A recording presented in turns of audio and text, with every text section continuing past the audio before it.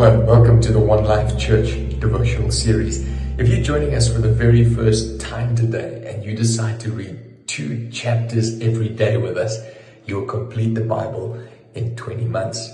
And so today's chapters are 2 Old Testament chapters, the very last chapter of the book of Genesis and the first chapter of the book of Exodus. Now Genesis ends with the death of Jacob, the mourning of his sons, and this massive, grand Egyptian procession out of Egypt to go and bury the father of Joseph, Jacob.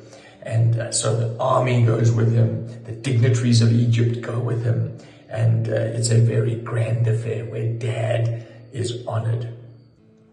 Now, at the end of the funeral, the brothers are deeply distressed because they think dad's gone. Maybe now nothing's going to stop Joseph. He has this incredible power. He'll execute revenge on us because we sold him, we tried to kill him.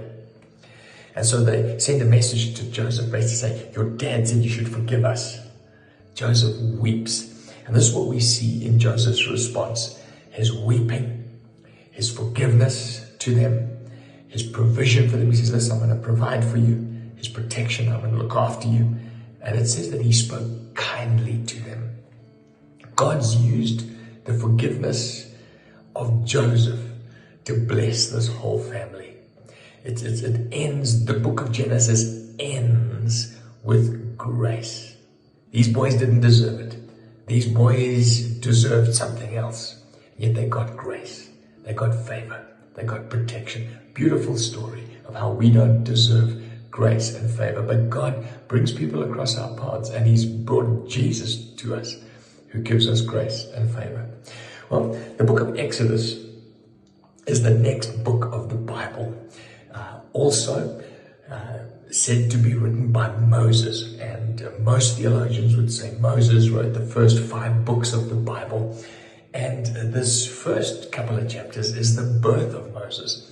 And so this is how it describes it. It says, listen, when the family of Jacob arrived in Egypt, there were 70 descendants, plus the family of Joseph.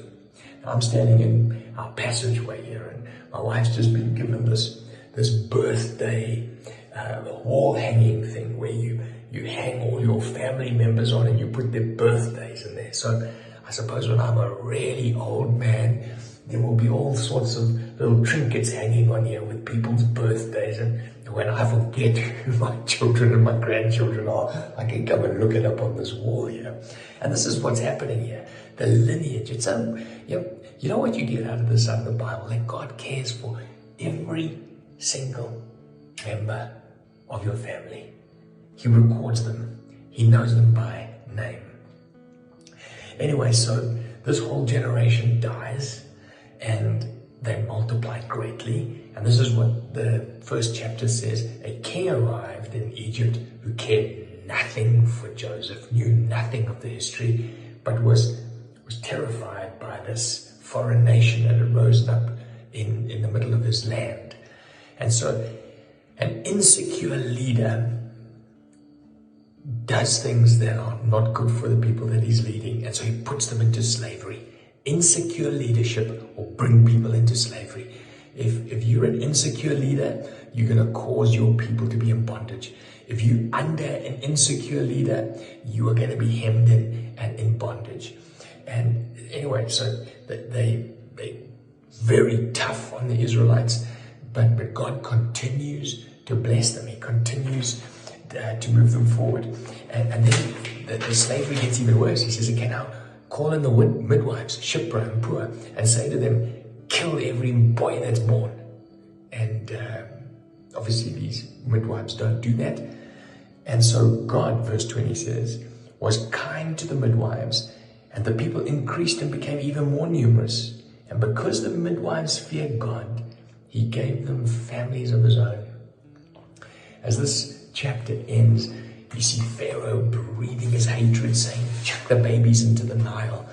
But you see these 2 godly women who were barren themselves. They feared God. And God says, okay, you'll be fruitful. The road to fruitfulness is fearing God and walking in his ways. Genesis was a great book. Tomorrow and the next day we're going to be plowing through the book of Exodus.